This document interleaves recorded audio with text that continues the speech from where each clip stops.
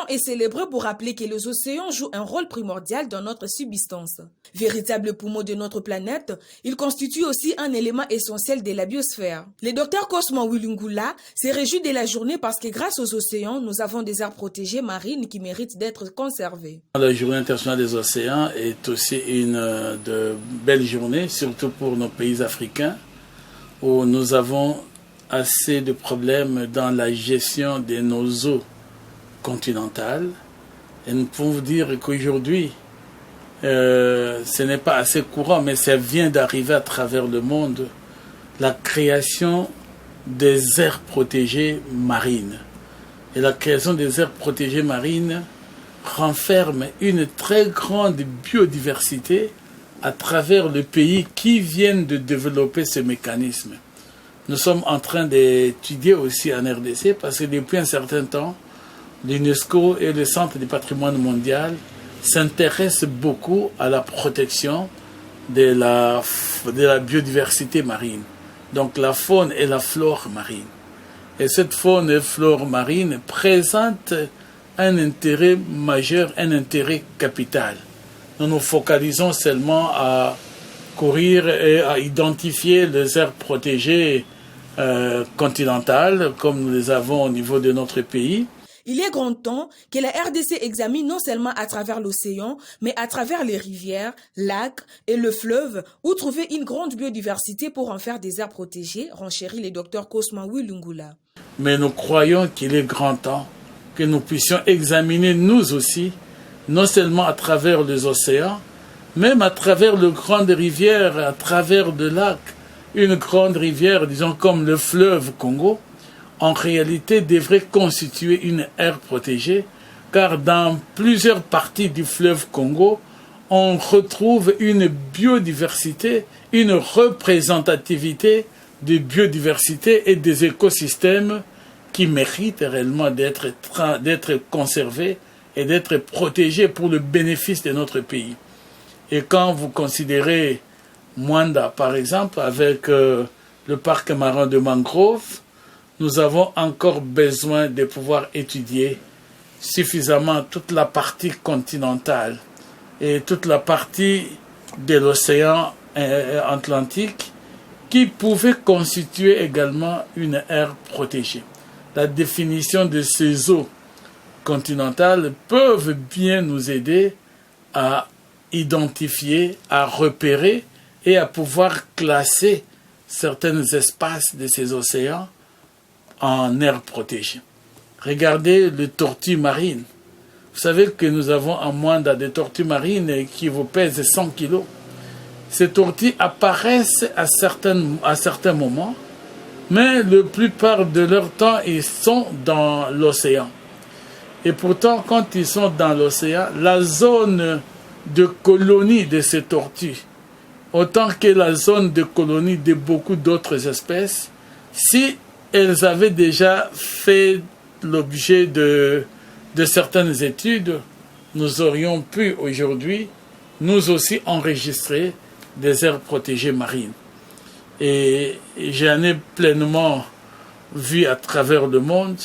Et quand vous voyez sur les listes actuelles des aires protégées au niveau des biens du patrimoine mondial, on commence à mettre beaucoup d'accent sur ces aires protégées marines. Et le niveau des océans en fait effectivement foi. Parce que vous savez que les océans jouent aussi un très grand rôle dans l'équilibre atmosphérique, dans le combat contre ces changements climatiques ou le réchauffement de la planète. Nous ne pouvions pas seulement nous contenter des forêts, mais nous avons tout intérêt également à bien protéger les océans, à bien protéger nos espaces. Nous avons plus de 40 kilomètres, nous, au niveau de l'océan Atlantique et à Mwanda, mais nous avons besoin également même d'élargir sur les côtes le mangrove. Nous avons été limités par rapport à nos amis qui sont en train de procéder à élargir le mangrove en les plantant davantage. Parce que toutes les fois qu'il y a les montées et la baisse des eaux, on peut procéder à replanter le mangrove. et nous allons prendre un peu d'espace dans les eaux de l'océan et qui vont constituer pratiquement des habitats très intéressants, autant pour les crevettes, autant pour les autres espèces marines qui sont beaucoup plus prisées chez nous, et pratiquement les tortues qui font déjà objet d'une attraction touristique que nous avons à Mwanda.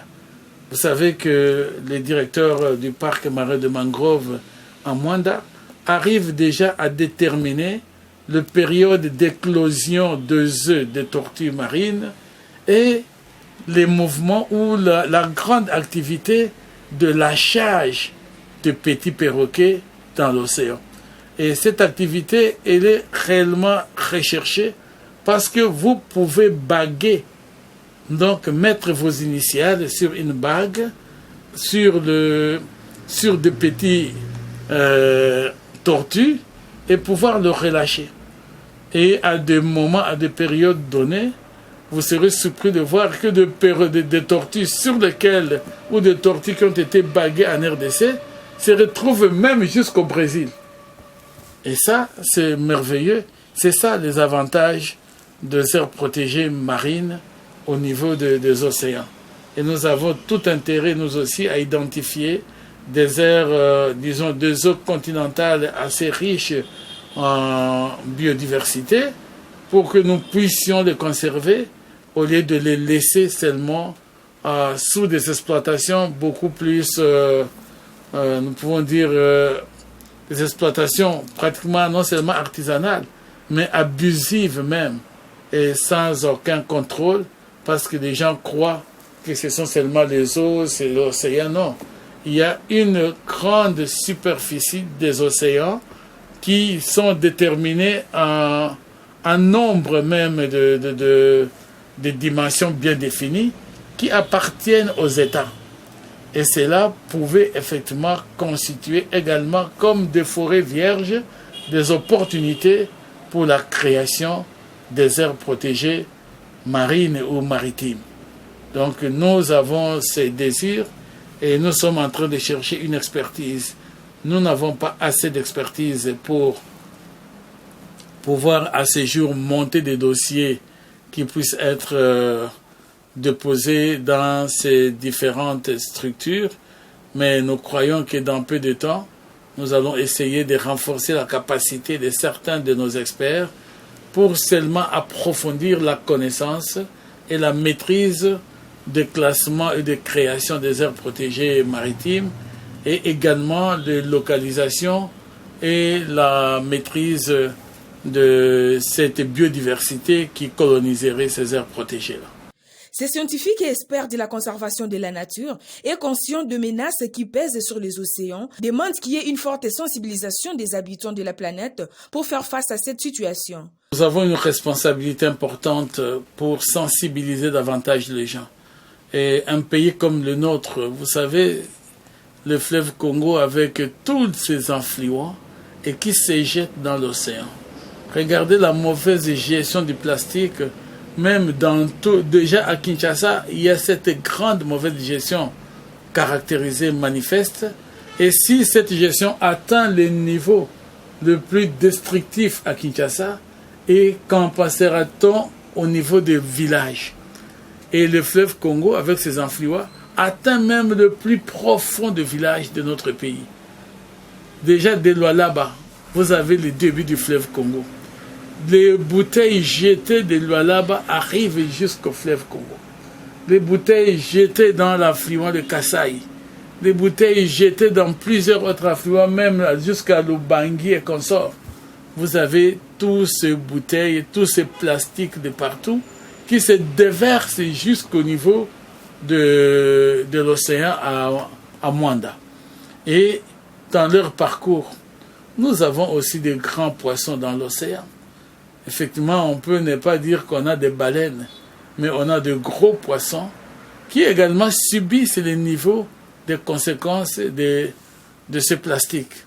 Je crois qu'il y a un grand travail, que notre pays prenne la décision, non pas seulement d'abandonner le plastique à Kinshasa, mais qui est l'ensemble du pays.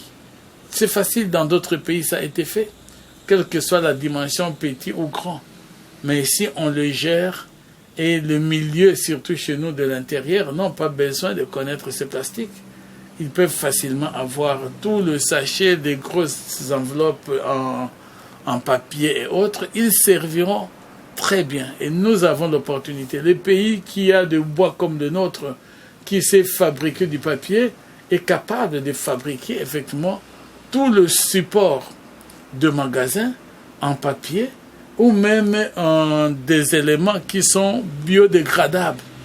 Et ça pourrait permettre de sauver notre écosystème marin et le rendre beaucoup plus hygiénique à tous les niveaux. Parce que cette catastrophe-là touche effectivement toutes les rivières, tous les ruisseaux et pratiquement tous les affluents du fleuve et également tous les petits fleuves qui se jettent dans l'océan. Donc on en est vraiment conscient et il faut qu'on arrive à sensibiliser surtout le politique. Les pouvoirs congolais doivent prendre ses responsabilités pour mettre fin à ces genres de cette exploitation et que les industries se développent dans les capacités de mettre en place des outils à base de papier, de bois, qui pourront apporter un service, qui pouvaient rendre un bon service à notre pays par rapport à l'hygiène et à la propreté de nos eaux et de nos ruisseaux un peu partout. Pour cette année, les thèmes et l'innovation au service d'un océan durable. Signalons que cette journée sera célébrée sous thème la décennie des Nations Unies des sciences économiques et pour le développement durable de 2020 à 2030.